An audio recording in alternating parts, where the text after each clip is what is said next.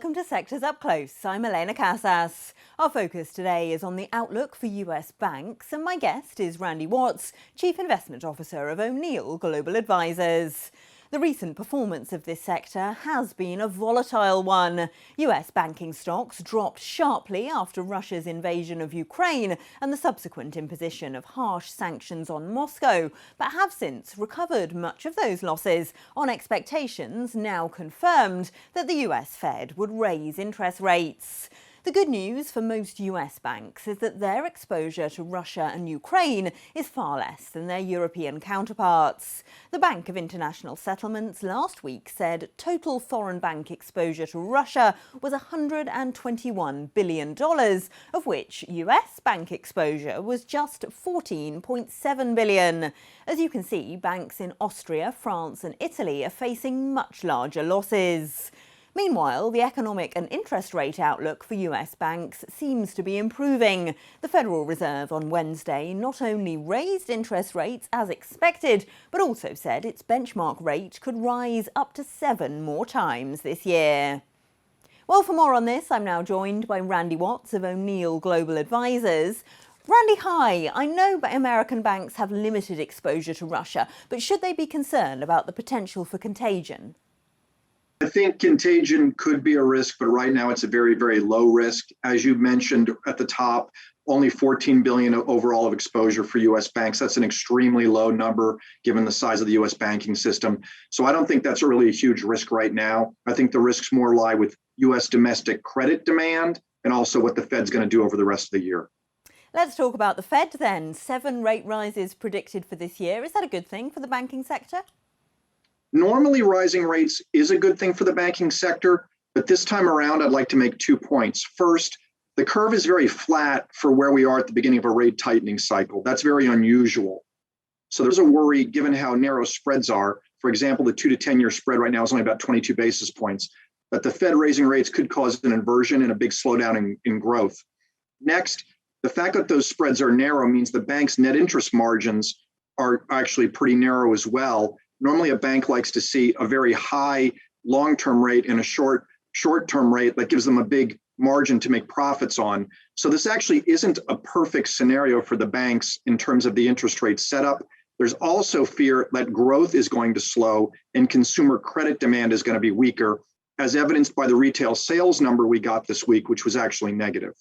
You mentioned that potentially weaker growth and credit demand. What other challenges should banks be concerned about in the year ahead?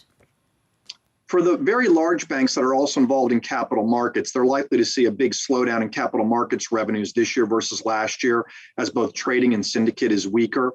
And then I think also the demand from consumer is at risk. If you look at the evidence we got this week on mortgage applications, they were actually down minus 1.2% this week on a month-to-month basis. So there is a little bit of a slowing demand as rates move up. One thing to note, U.S. mortgage rates are already about 100 basis points higher than where they started the year. Do you think, though, that a feeling among the American consumer that they have a bit less money in their pockets as rates rise should concern investors in the banking sector? I think it should concern investors. If you look at real average hourly earnings, they're actually negative right now. So wages are not keeping pace with inflation in the U.S., and we're worried that is going to crimp spending going forward. That would hurt both loan demand and the big banks' credit card portfolios as well. So I think that is actually a major risk.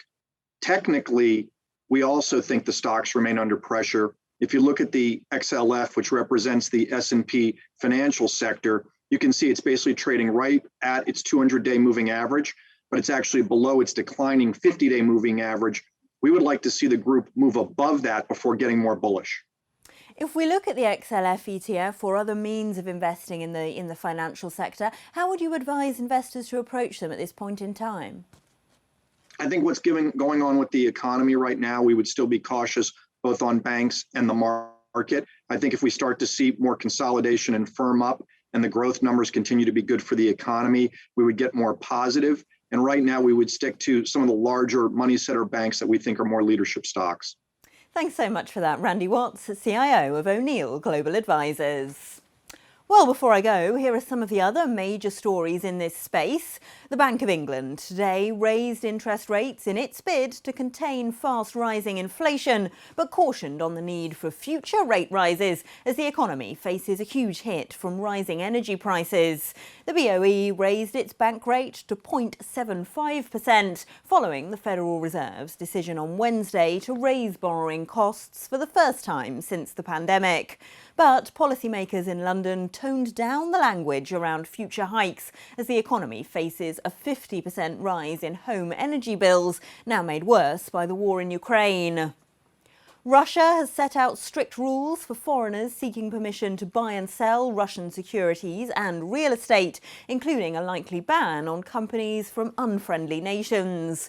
Russia temporarily halted foreigners dumping Russian assets this month and has since said investors would need permission to sell. Foreign funds with tens of billions of dollars in exposure to Russia have been waiting for details of the new rules. According to a Citigroup client memo obtained by Reuters, a new mechanism has been set up, but the application process will be used to control which entities can transact. And, quote, it won't be companies from hostile countries that are exiting Russia.